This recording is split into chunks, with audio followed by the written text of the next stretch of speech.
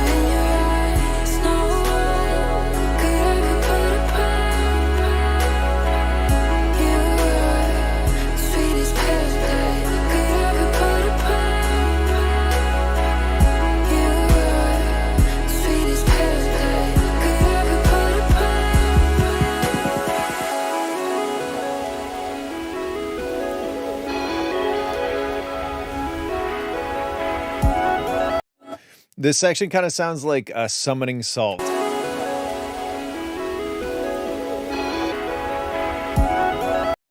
This section kind of sounds like summoning salt.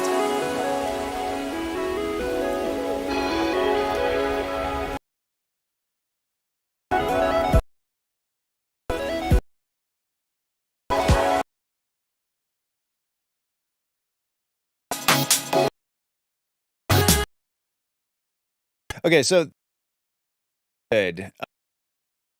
The drop is dope. I probably wouldn't change anything about it unless you're gonna like have a bit more vocal based stuff in there. How did you get it? You got an ad halfway through the stream? Rayhem has the world record. Am I alive? Can anybody hear me? It looks like I'm still good. I think it's on your end, dude. What?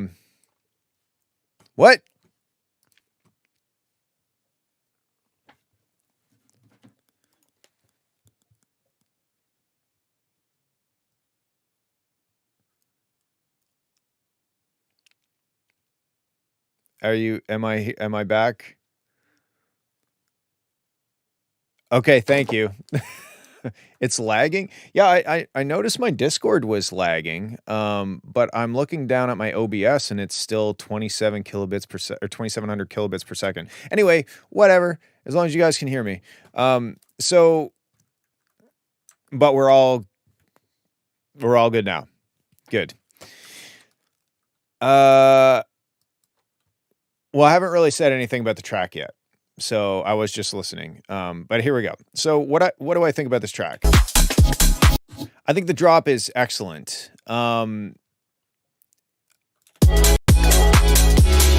don't think I would change anything about the drop. What I think about the track so far is that it sounds like you put most of your effort into the drop section, and it shows. And I think that you didn't put as much effort into the non-drop sections, and I think it shows. It's not that any of this stuff is bad. It's just kind of like, here's like a cool intro. Here's the drop. Like it just kind of like comes out of nowhere. You know what I mean? And I'm all for getting to the drop quick. I like that.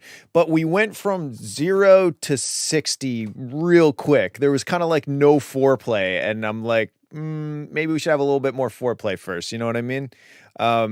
So to me, I haven't listened to the last section yet. I just got to the last section. But everything leading up to the drop was nice. And then the drop just kind of came out of nowhere. And I was like, oh, surprise sex. Hooray. Like it just hit. It hit too soon and too abrupt. So I would figure out a way to start getting us amped up, get us a little bit more ready for the drop section. I don't think you need to do a whole lot more to the drops. I think it sounds dope. The only thing maybe is if you like, if you end up putting more vocal based stuff in, or there's a bit more focus on the vocals, then maybe you could use a little bit of the vocals in the drops in certain sections just to tie it together. But the drops sound dope. So anyway, TLDR of all that shit is build us up a little bit more before you hit us with such a sick drop. Okay, let's listen to the last drop now.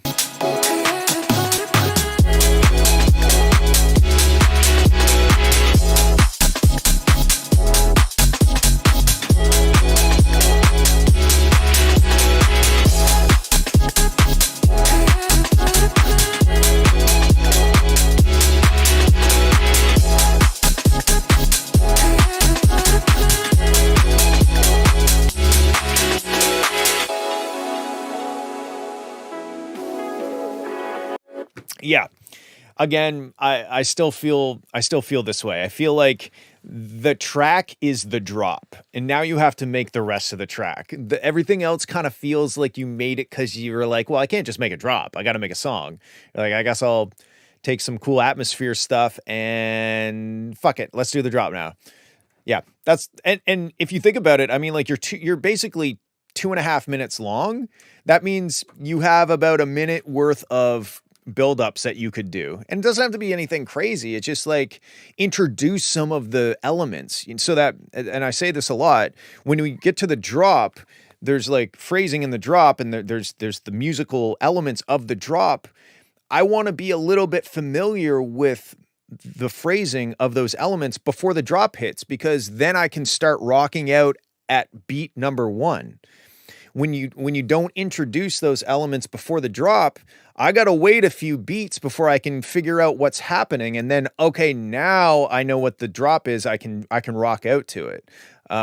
So if you kind of introduce some of those elements beforehand, I'm ready to rock at the first kick drum of the drop, as opposed to the 6th kick drum of the drop.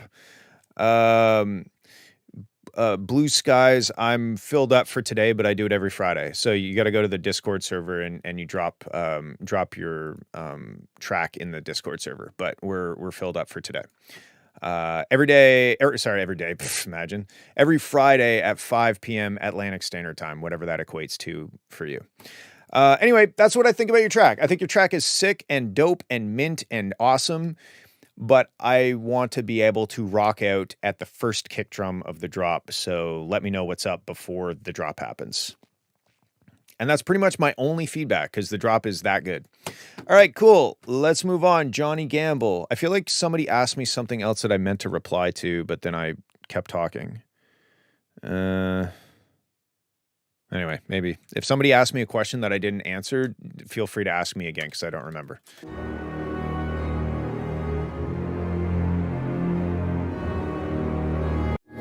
Oh, yeah. Would I ever do a Melodyne tutorial? Sure. I think I definitely have my 10,000 hours into Melodyne. Maybe. I'm so busy with my automotive business and filming content for Stancy's Garage. It's hard for me to like try to carve out some time to do that sort of thing. There's 2 Melodyne tutorials? Well, maybe that's a good opportunity. I am a car YouTuber, Rayhem. I get hundreds of views on my videos, okay?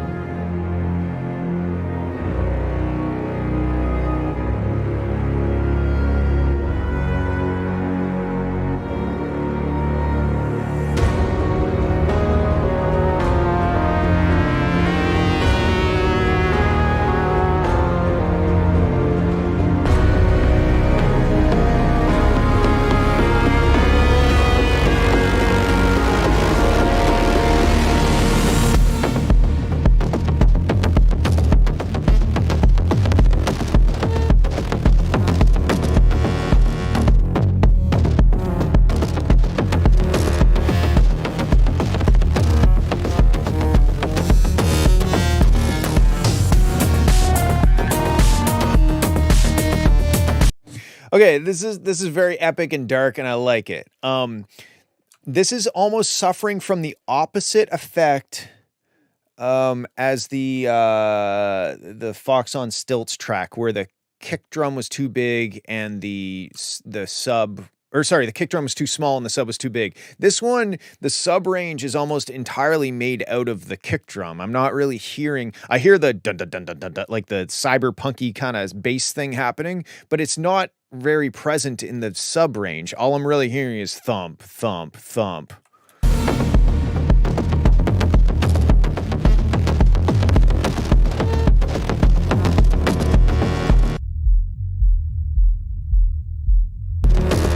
You know what I mean? Like I feel like unless this isn't the full bass yet, maybe we're not there yet.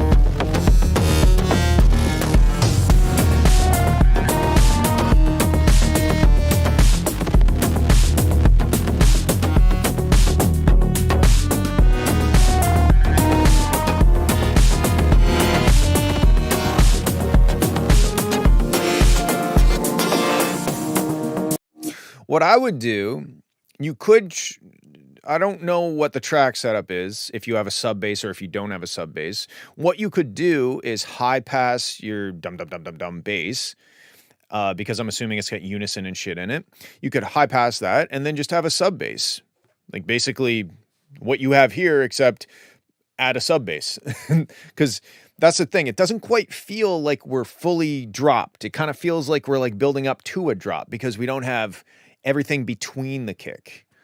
If you cut a bass 150 hertz normally, well, if you watch my sub bass separation tutorial on YouTube, you will find out that you shouldn't really cut it based on a frequency. You should cut it based on the notes that are being played. So if you're chugging along at D sharp, you're gonna separate your bass at a different frequency than if you're chugging around F sharp or something, right? Anyway, let's keep going.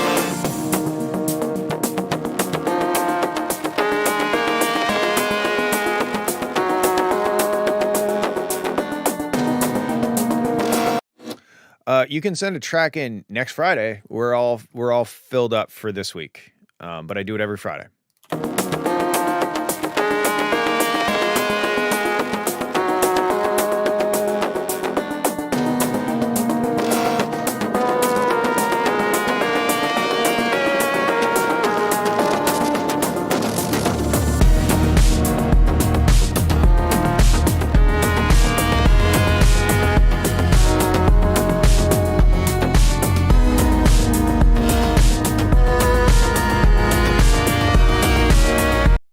Where is the sub bass coming from now? Why do we have sub bass all of a sudden?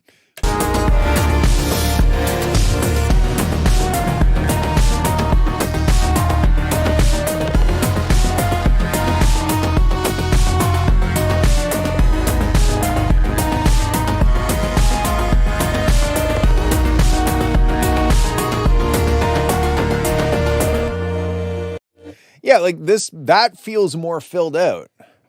For the release, they're very effective because of losing the size and purpose and builds up and hits harder. Interesting.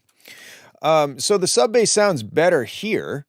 What was I going to say? Oh, Clomber, did you? I saw you send a question mark. I don't know what you were referring to when you sent the question mark. Unrelated to the sub problem with this track in terms of writing the track, to me, this track is all very, it's kind of sneaking around. It's meandering, it's loitering a little bit. It's things are evolving and changing and it's very mysterious and stuff. I would kind of like it if it built up and it kind of dropped into something with a bit more structure, that's stripped down a little bit more, and maybe that's my own music taste. But to me, this kind of feels like we're always just kind of swerving through. And I almost want to arrive somewhere at like what a normal drop would, the purpose of a normal drop in another style of music. To me, this is all this stuff sounds good and it's all very atmospheric and mystical and whatnot, but I don't know. I think if you like built it up and then it like landed on like don da don da don da don da don da, which I might be stealing from that other track unintentionally, but like, you know what I mean? If it built up and it dropped into something that had a bit more structure, a bit more stability, as opposed to like constantly like moving and snaking around in terms of the sonicality of it, I think that would be cool. EQing via notation. Oh, yeah. Well, if you think about that, I'll touch on that a little bit. So if you think about sub separation, what are you trying to do? You're trying to remove the bottom fundamental frequency out of everything except the sub. So it doesn't really make sense to just say 150 hertz because like, well, what note are you playing? Really, you should be moving that frequency around every time you move the note because you're trying to remove the fundamental frequency, and 150 hertz is just off frequency. What note is that? Who knows? So what you really need to do is figure out what notes are being played in the song, what key is the song in, where do you go with the bass, what notes are you playing? And then instead of, you could go into each synth and figure out how to remove or have a high pass that moves with the key change and stuff. But really what you can do is, what's the highest note I'm playing? Okay, that's going to be where I set my cutoff. because a lot of people will do sub-bass separation without really understanding why they're doing it, or they kind of vaguely understand it, but they don't understand down at the actual like technical reason why they're separating the fundamental frequency off of the bass sounds. And the reason is that you don't want phasing to happen, but just setting it at a frequency arbitrary, or because the internet said 150 hertz or whatever reason, it doesn't really make sense. You have to think about why you're doing it and apply the logic to that. And if that doesn't make sense, I don't blame you, because sometimes the words that come out of my mouth don't even make sense to me. But I do have a video on YouTube, and it's a sub-bass separation video on my YouTube channel that you should check out, because I took my time and scripted it out, and I think it makes more sense, and I like demonstrate it quite well. So anyway, that's why I don't say always cut your sub off at 150 hertz or whatever. You got to know what you're doing. Okay, cool. The Discord command doesn't work. The feedback command does not work. But if you manually type in discord.gg/Fowler Music, it'll get you there. And don't listen to Rayham. All right, that's what I got for you. It's a very cool track, but I hope that some of my thoughts maybe added some value to your life. Yeah, that's fine, Clomber. That's why I took some time and tried to explain it out. Okay, cool. Let's move on. We're all filled up for, you know what I should have? I should have like a no vacancy sign or something that comes up when I've accepted all that I'm going to accept. But I do this every Friday. You can join the Discord server. You can bounce ideas off of the other producers in the Discord server throughout the week. But every Friday, I do this. So there are 0 commands that work on this Twitch. If you put the exclamation mark, it's just to yell. Okay, here we go. This one is called, I don't know how to say that, Glitch.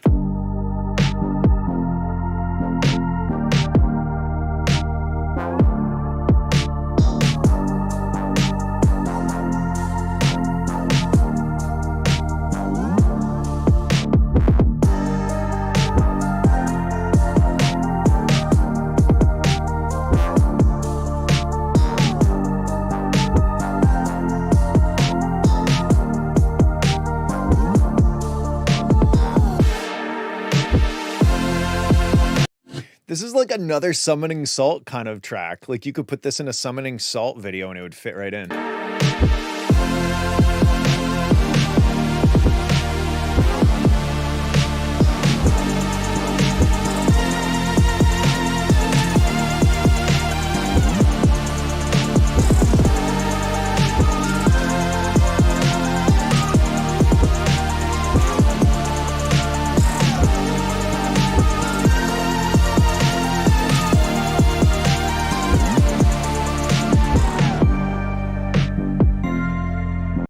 Dude, like it even more so was when this thing came in.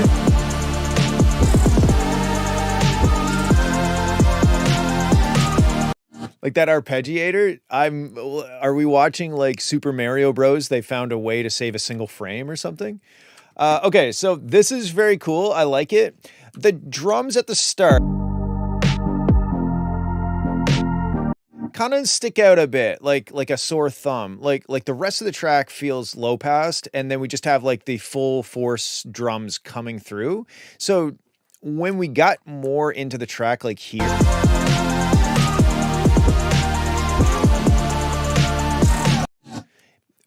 the drums fit there. Zisk Nova, let me see. Sky Nova, is that your track? Is it called I Don't Need You? Because I got it in there. I got everybody up until Clomber, and I got Clomber too. Yes, I'm accepting everybody before that's all, folks.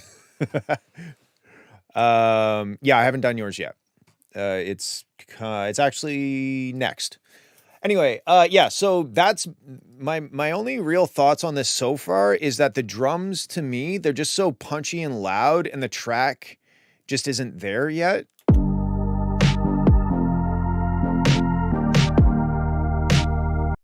so they kind of feel a bit awkward because they're just like, they're doing kind of like an offbeat rhythm thing that makes sense with the context of the other parts that come in later.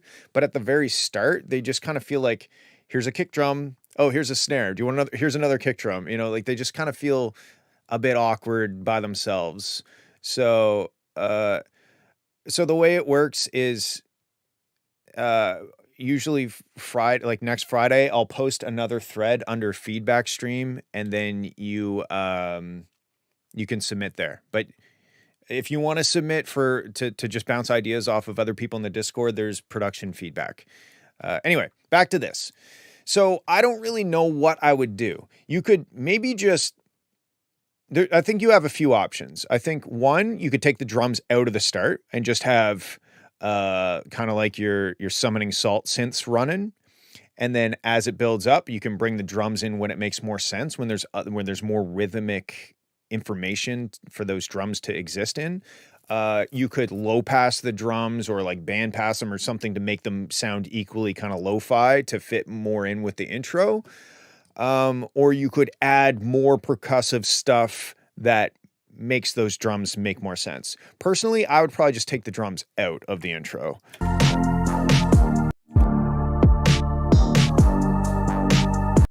And then maybe right here, I would bring in the hi-hats. And maybe some other rhythmic information, but I would probably hold off, or I would at least try holding off on the drums until right there. I don't know if that will sound good, but that's what I would do. That's what I would try. And maybe you try it and you're like, oh, that sucks. But I would start there. I would just take the main drums out until you get to the section where it feels like all of a sudden the track actually starts, right? Because another thing it's doing is it's kind of confusing me as to like, where does the meat of the track start? The track just kind of slowly builds. If you did that where you took the drums out and then you brought them in at a section, there'd be like a moment. You'd be like, okay, now we're rocking, right? As opposed to just kind of like slowly increasing the intensity of the song over time. So I would do that.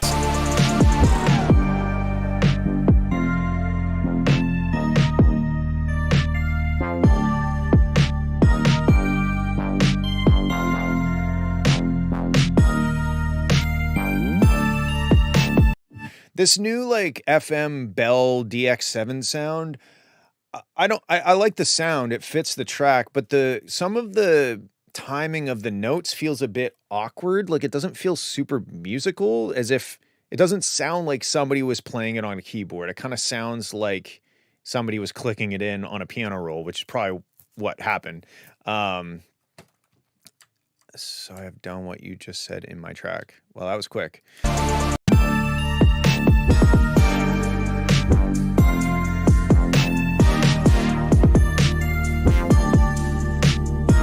Do you know what I mean? Like it feels a little random. The timing of those notes of the bell synth specifically doesn't seem to follow like a rhythmic phrasing or anything. It just kind of sounds like I don't know when to expect the next chord to happen. So I would maybe go through and rethink the notes of that element, that DX sound, that bright sound that comes in, because it just is kind of like dumb. Like it just kind of happens, right? The notes aren't bad. It's just the timing of the notes that is kind of throwing me off.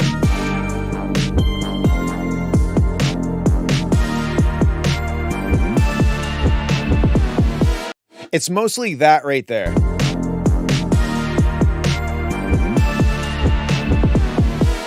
Because you kind of, I think if we were to analyze it a bit more, the first, there's like a call and response, right? So the first half,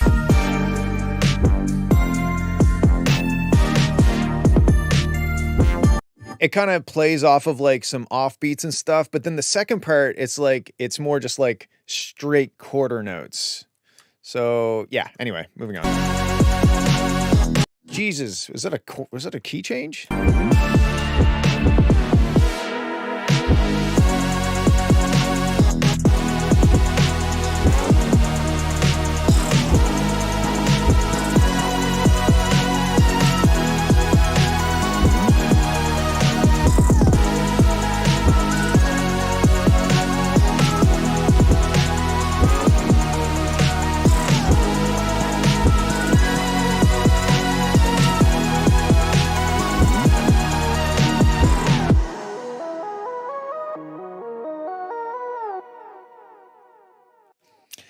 I think it's a very cool track though, besides those things that I said. So maybe give those things a shot and see where that gets you.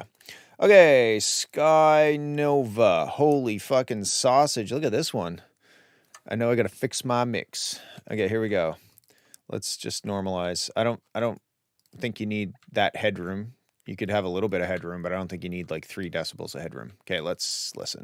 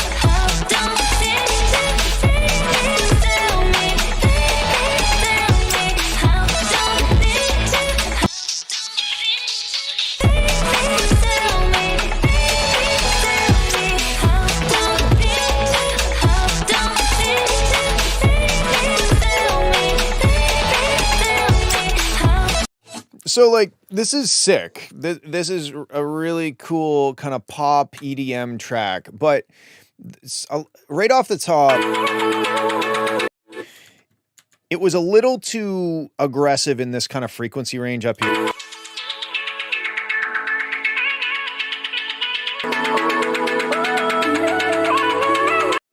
Oh, that's not on. I'm like, why can't I hear that?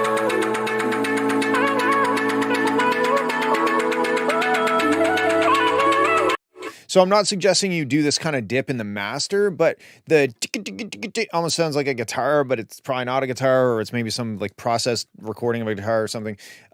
It's very prominent in the 3000 hertz range. Clomber, if you want to fix your shit, whatever if you think you can fix it in like the next 10 minutes, then just fix it and oh, I locked it. Here, I'll unlock it. And you can just, if you have things you want to fix, just fix it and then resend it. Anyway, yeah. So right off the hop, I kind of felt that 3000 hertz. I was just like, oh, I'm awake now.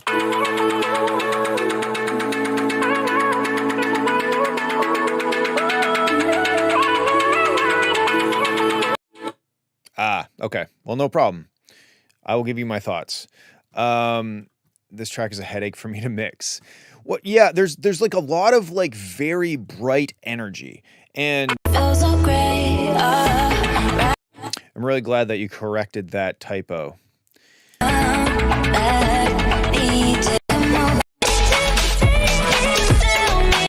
Then when it gets to this section, it's like, wow, there is a lot of energy in that same frequency range.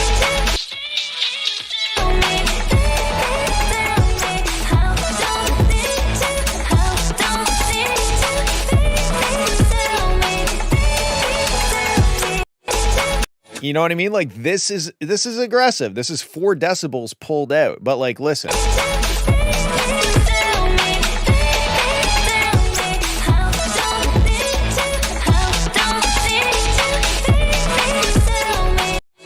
So again, I'm not suggesting you do shit in the master bus. I think, it's a pain in your ass to mix because it has so much energy focused in one little frequency range that our ears, 3000 hertz is like prime human hearing. Our voice is like old telephones, like the landlines went 300 to 3000 hertz. That's why when you hear like a telephone, like I'm talking on an old telephone back in the 90s, 300 to 3000 hertz. That was it. That's all you got. And that was because that's the human hearing. That's what we're tuned to hear, right? So when you have all these very aggressive all piled up in that frequency range, it tends to be a little hard on the ears.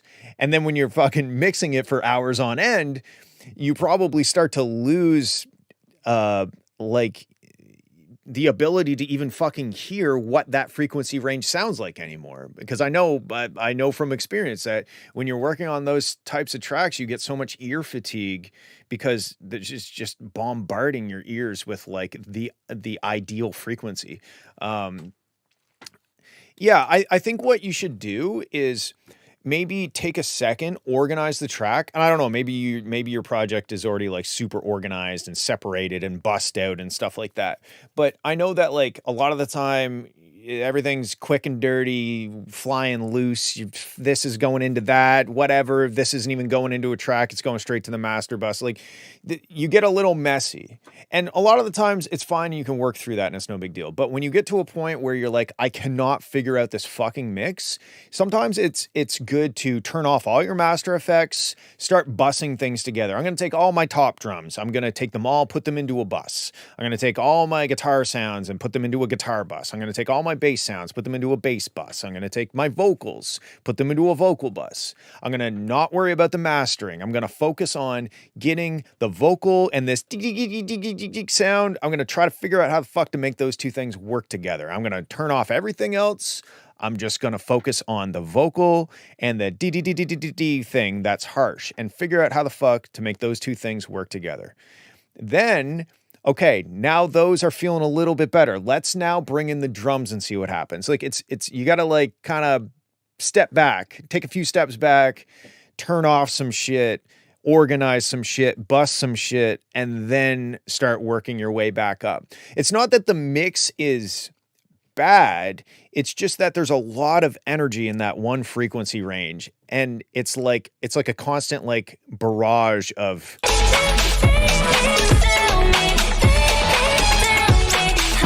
even like the drums are quite like those kind of cool, almost UK style drums are very present in that frequency range. So when you have all of these elements all piling up in that frequency range, that gets harsh on the ears. And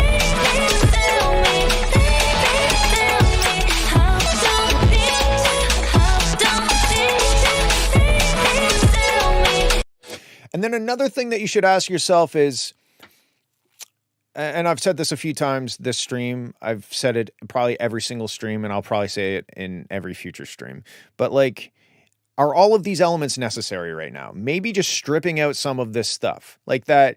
It's like, it almost sounds, it's like a synth that's being distorted all the fuck. That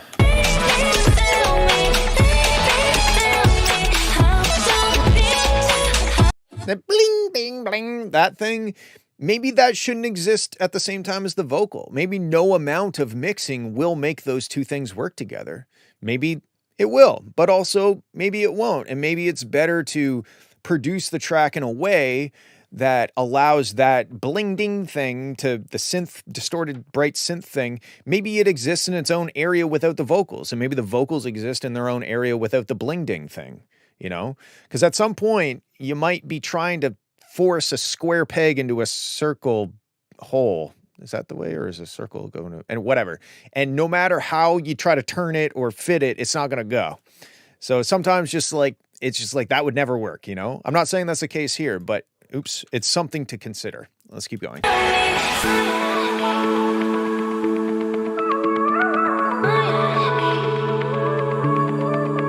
It's a super cool element. I like the element. I like the vocals. I don't know if I like them at the same time. So maybe the vocal has its own section, builds up, and then there's more of like an instrumental drop that focuses more on that cool synth sound, and the vocal just punches in at the end of a bar every once in a while to like remind us that it exists. But it's more, you know, you create two separate sections for each of those two elements to shine. If they're both super main characters of the song, but they don't work well together, then sometimes that works like that. And that's pretty common for this style of music too, right? You have like a chorus, but it's almost like a pre-chorus that builds up, and then you have a drop that is the chorus, but there's no vocals in the drop. It's like cut up vocals or something like that, right? So that's that. You might find that's because, like, here's the test. Listen to that section, turn off the synth, listen to it with just the vocals. Does it work? Now listen to that section, turn off the vocals and just listen to it with the synth. Does it work? And if it works with both on their own, then maybe there's a way of arranging it for each of those to have their own section. I just wanna go where you go tonight. Maybe hold my hand, take me one more time. I don't wanna be without you again. I want you to stay, 'cause it feels so great.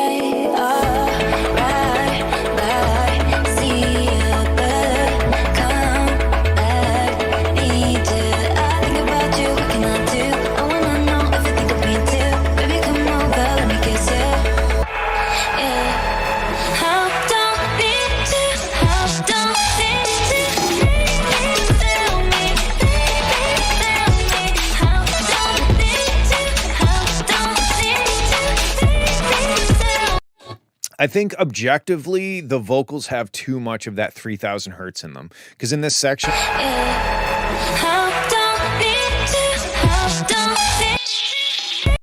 like, I think they're boosted. Like, when I dropped 4 or 5 decibels out of that frequency range, the vocals sounded better to me.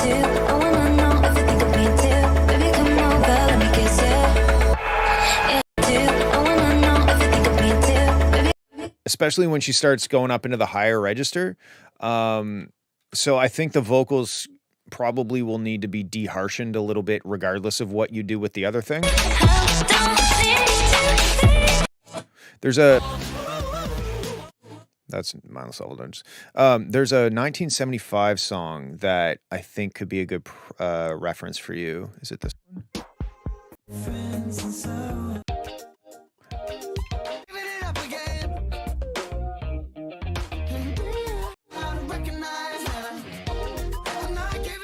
I can't remember. If you go through and listen to the 1975, that band, you may find some tracks. There's one that's very similar with the guitar, the choppy guitar thing, that you could use as a reference to give you some inspiration on how to mix it.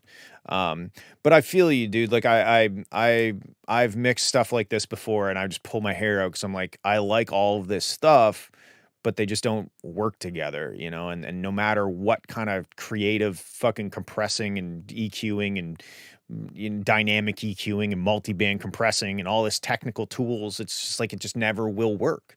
And you have to maybe consider the fact that maybe that's the case here.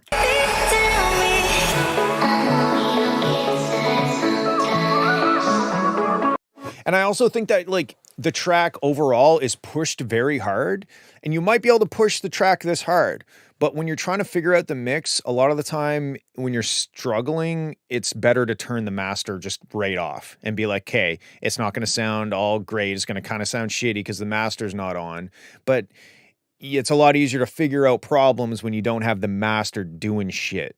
You know what I mean? You're trying to fix something, but then the master is like counteracting what you're trying to change. So anyway, there's a bunch of thoughts. I hope that helps. Okay, here we go. This one's called Not Sure What to Do at the End When It Stops Abruptly. I feel like I'm stuck. Any recommendations? You guys are really good at naming things.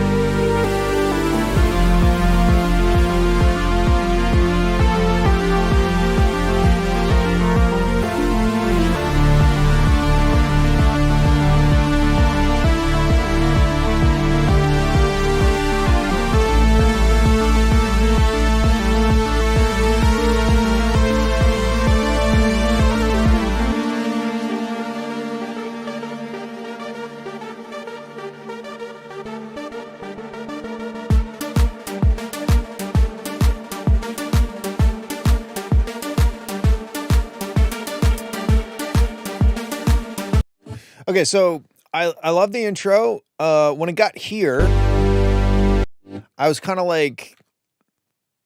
ready for more, but I didn't really get it. But then the kick drums came in a little bit late.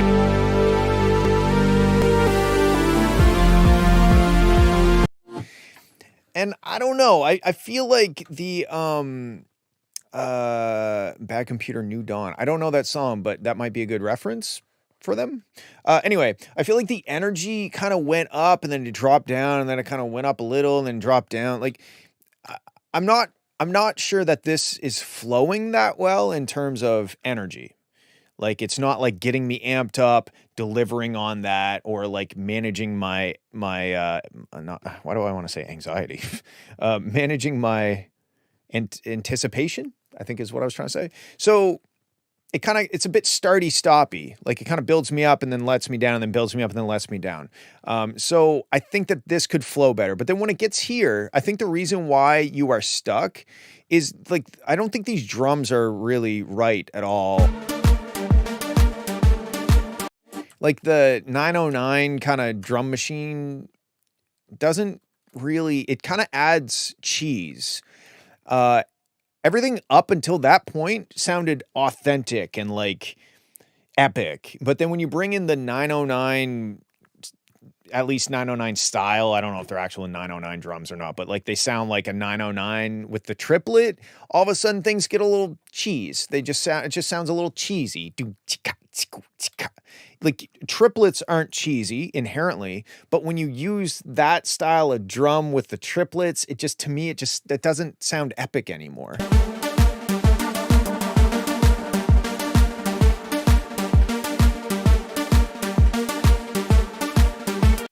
And another thing that's probably holding you back is that this feels like a build, right? Like this, watch. This feels like we're building up to something, okay?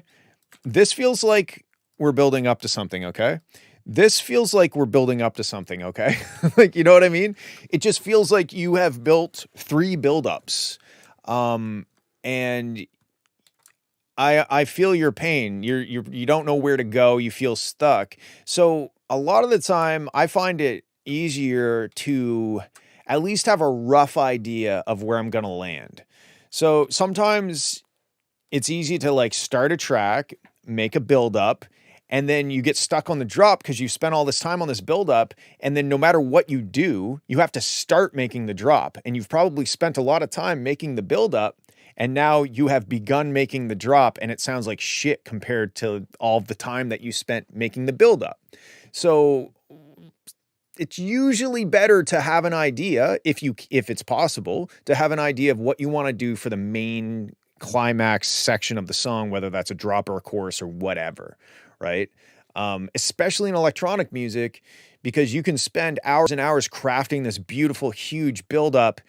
And now, okay, I drop a kick drum in to start the drop and it sounds like fucking shit because it's just a kick drum. And now I put a bass that just is like, okay, I guess. And now it's a kick drum with a bass, but I have this epic build up to it.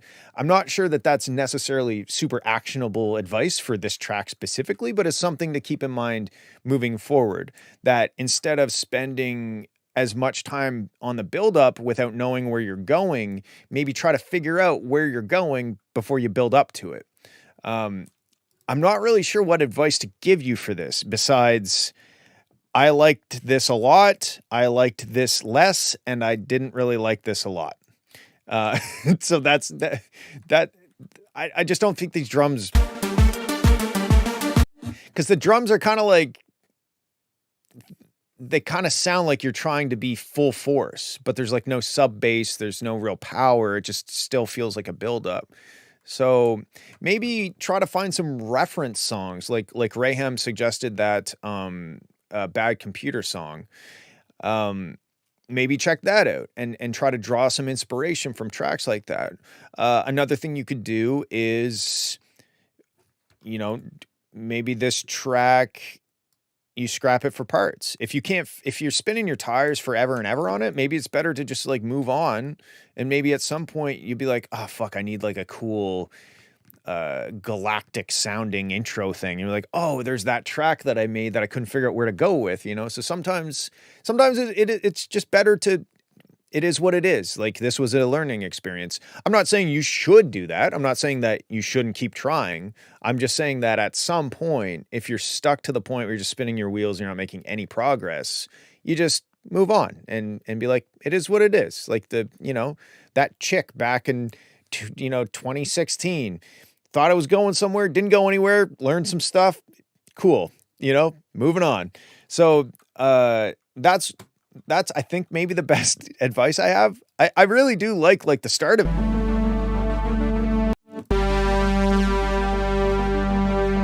but I would probably at the very least can these drums. I would just get rid of the drums and figure out, I don't know. I don't know. I'm having a hard time because you're stuck and I totally get it. And I don't really know where you should go with this song either.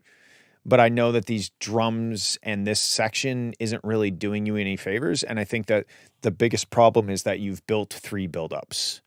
So I guess what you could maybe try doing is don't touch any of this stuff at all. Move over in the right key, the right tempo and triplets and synths, and try to figure out, in an ideal world, what is like the best drop section I could do, and try to build that without listening to the builds for a while. Try to make the drop section and get it to where it's good and you like it and it's somewhat powerful, and then go and try to see if they work together, And I've done that before, and sometimes it works and sometimes it doesn't. But at the end of the day, you've made some cool fourth build. At the end of the day, you've made some cool kind of like Tron atmospheric soundtracky stuff. Maybe that's what it is. Maybe it doesn't have to have a drop. Maybe it's not that style of song. But at any rate, I like what you did, except these drums. I don't like the drums. I don't know if I mentioned that or not. Okay, cool. Daniel Q. And sorry, I know that wasn't like the most incredible advice, but I'll give you a full refund if you want. Okay, this one's called Phoenix 320. I hope 320 refers to the bit rate.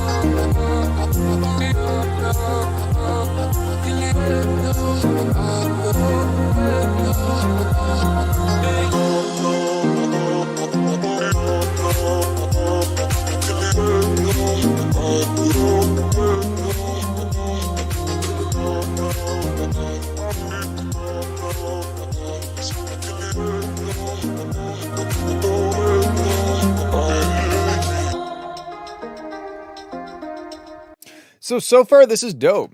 It's very quiet.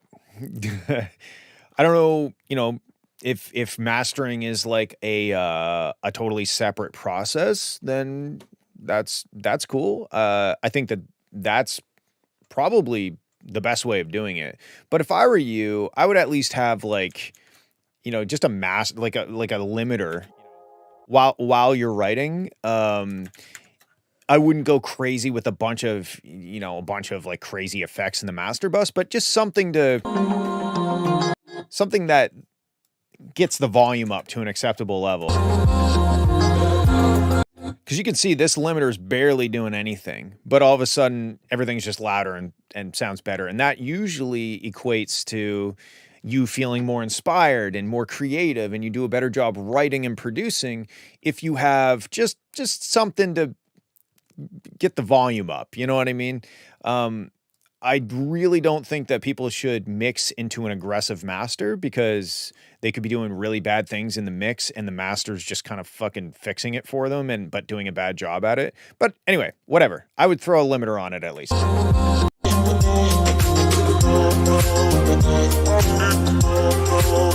The next thing is every once in a while, there's like this peak of a very specific frequency. Right there. So it's like a guitar or something. It caught my ear immediately when that happened. I was like, ooh, that's sharp. So it's right around that 4,000 to 5,000 hertz. I would go in and first of all, figure out if there's a reason why that's happening. Maybe you've done something, some sort of effect on that guitar sound that has emphasized that frequency. Because I would always want to instead, because sometimes you do shit that boosts a bunch of frequency range up, and then you're like, fuck, that's a problem, and then it goes down the line, and then you like scoop it back out. So you're like adding it and then subtracting it when you could just go to the original problem and get rid of it. But if it's just the sound of the guitar, you could either go and scoop that frequency out, or you could use like a multi-band compressor to isolate. Like right here, if you had something like not ozone, but like a multi-band compressor, you could go.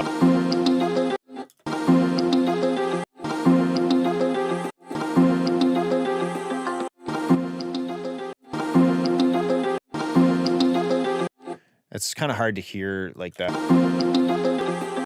So anyway, that I would fix that. It comes up a few times in the track where I'm hearing that very specific frequency.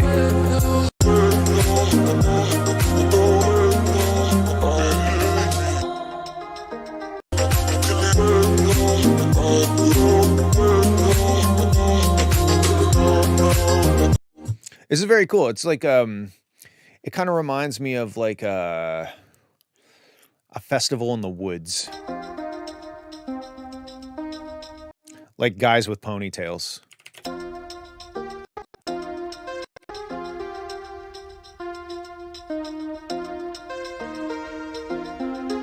So I think your lead synth, it's got some like crazy, there's something that's got like really low frequencies that I would cut out. I can hear it rumbling.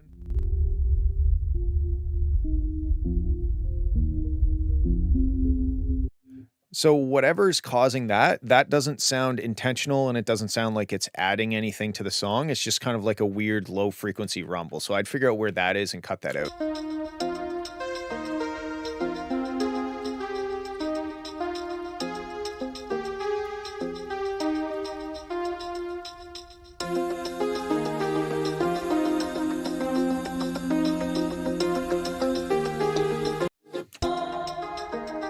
I think effects, you should add some more effects too. Like right here, this section could probably really benefit from a like, you know.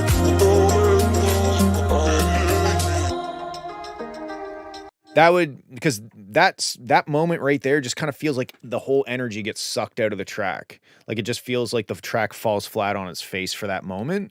And I understand the idea of like a breakdown, but usually if you smooth that out with some effects and maybe an impact or something, it blends the two parts together a little bit nicer. At this part, I'd probably bring in a clap or something to pick up the pace, because it's the tempo of the track's slow anyway. But at this moment, I'm kind of feeling like the track, like I'm like, come on, move, you know. I'm kind of feeling a little impatient. So bringing in a bit more percussion, like a clap on the 2 and the 4, or maybe another like effects thing or something, just to pick up the pace a little, I think would be beneficial.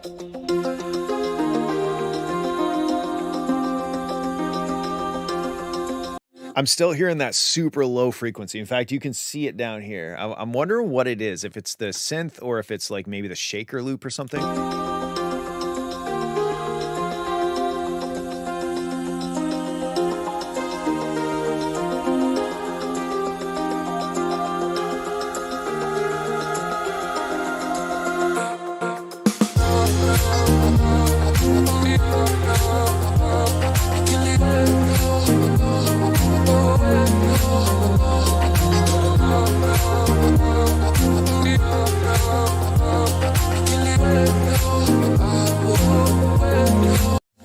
Yeah. Okay. So another thing is this build, it's not getting me hyped enough. When that drop happened, like this little,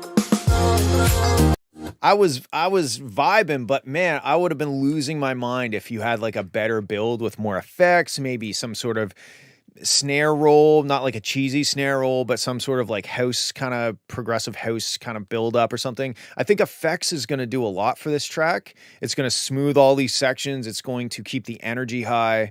Another thing I'm wondering is I don't necessarily dislike the octave that you're playing the bass in, but so it's an F.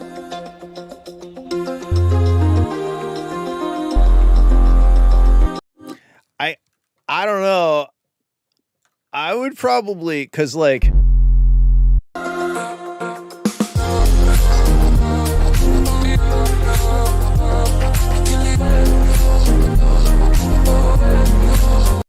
I don't know, dude. I think putting your sub bass down an octave is gonna like, it's gonna make it so much more, cause you're doing, but you could be doing. So I would try it. Maybe keep it like an octave up in the build sections if you're using the bass in any of the build sections, but when it finally gets to the drop, give us that lower octave and it would be like slipping into a warm bath of sub bass.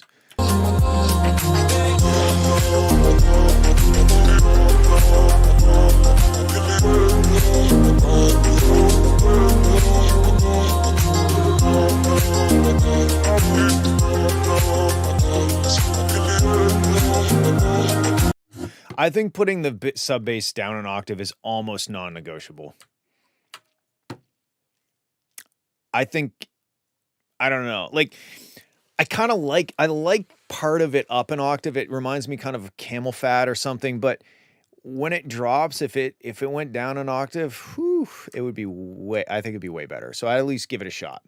Yeah, I think that's what I got for you. I think you did it's the musical part of it is sick and like it's very like hypnotic. I really dig the musical part of it. I think it needs effects. I think it needs the bass to go down an octave, and I think you need to fix the couple little there's only a couple spots where I noticed that harsh frequency.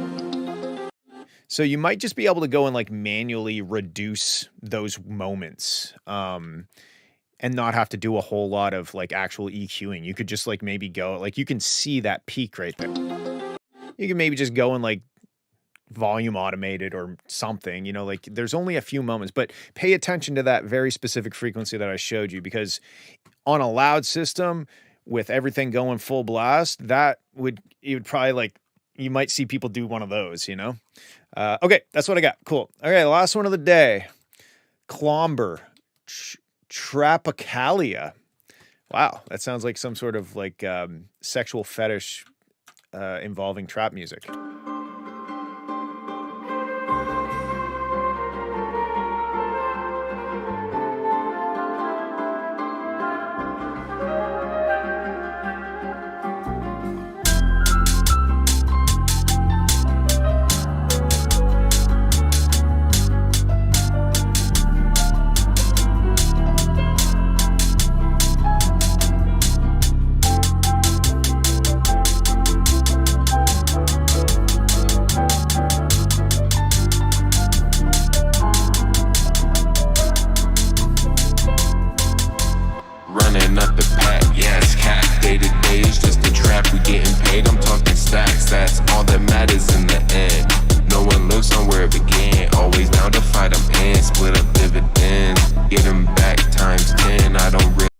Okay, so a couple things. I love the sample here. It's fucking sick. The hi-hat, they're like a bit of, oh yeah, the girl from Ipanema. Is that actually, no, it's just that style, right?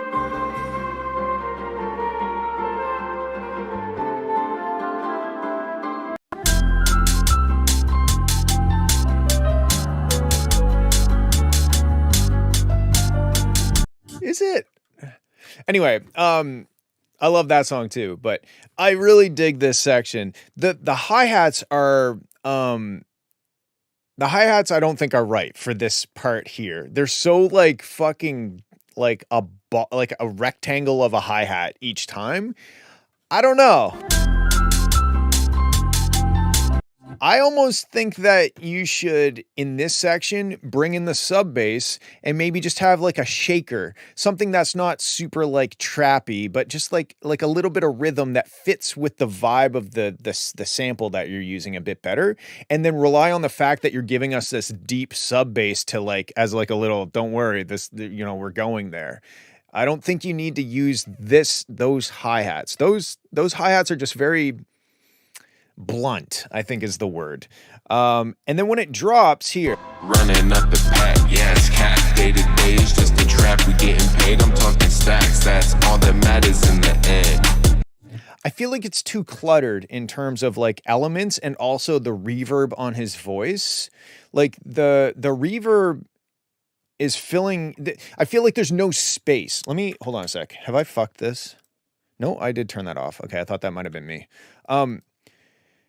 There's like there's no space in the mix right now. I like what it's doing and it fucking goes hard, but it's like every little nuance and every little tiny little spot of the track is filled with something. It's either the hi-hats, the reverb off of his vocal, the sample, and it feels cluttered to me. So I would pull some stuff back. I would maybe, when you drop, maybe have the vocal, maybe dry it out a bit, get rid of the reverb on it, or at least turn it down quite a bit.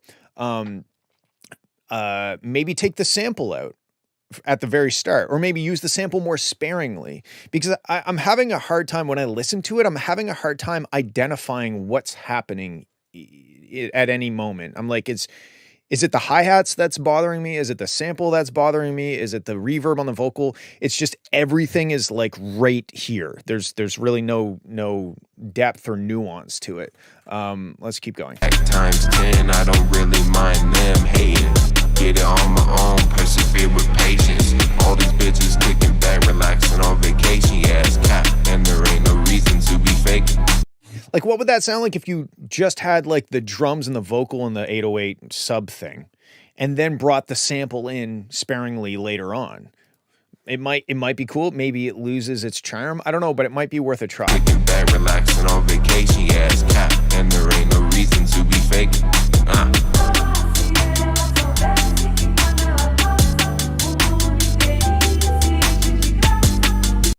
It might also just be that those hi-hats, though I don't think those hi-hats are that good. I think that maybe you should get rid of those hi-hats and try a different set of hi-hats.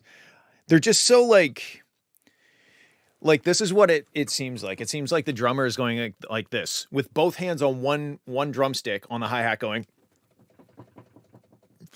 You know what I mean? That's what it sounds like. It doesn't sound rhythmic. It sounds blunt, like just somebody like hitting a hi-hat. So, and maybe switching those out to a more kind of like a smaller, kind of more hi-hat, like a normal trap hi-hat, might solve some of these problems, because those hi-hats might be doing dirty things. Anyway, let's keep going. All my life I just been hustling, rustling in the feathers. Yeah, the government controlling our weather. No matter the fact you got, people they believe you, don't ask them why. Just know that we know, yeah, just know that we know. I'm on the road, watch me go. You can't see me through weed smoke. Paint a picture, get my easel. Matter of fact, make a song, spit on beats. Man, I don't even know we got the flow, but he lost it. I'm on the topic, got me flossing, not the dance. Bounce my head up to the trance. So another thing that I'm thinking of, I'm gonna say two more things. One is when it goes to the girl from Impanina or whatever it's called, not enough stuff changed. It just kind of sounded like you kept the track going and you took out the male vocal and replaced it with the female vocal, and then the male vocal came back in. But I think that doesn't really define the track very well. So I would switch it up a little bit. Maybe take the drums out and just have like the girl singing with the sample with the 808 underneath it or something. There has to be more difference. There has to be more discerning difference between those two sections. The next thing is I'm going to try to find a hat that's similar to the one that you're using.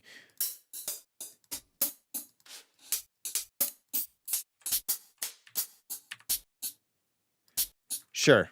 This isn't really that similar, but it's a hat that has like a lot of body. And one thing you can do, you could turn them down. I think at the very least you should turn their hats down. If you love those hats and you want to keep them, cool, but at least turn them down. The next thing you can do is if you shorten it a little, you can still have that same character if you like the character of it, but now it's more of like a quick little hi-hat as opposed to, you know what I mean? So you could try doing that. But I think what you've got here is it's very cool. Like it had me like moving my shoulders around in a specific way. So good job on that. I don't like the hi-hats. And I think that you should try to more clearly define the sections where the male vocal isn't there. Okay, that's what I think. That's what I got. Thank you for hanging out with me. Here's me full screen for some reason. I hope you guys have a great weekend, and I love you all, and I'll see you next week. I have to pee really bad. I didn't pee this stream, though, so that's somewhat of an accomplishment on my part. Okay, I got to go film a video. Okay, bye. You're welcome, Kadia. Where's the mute button?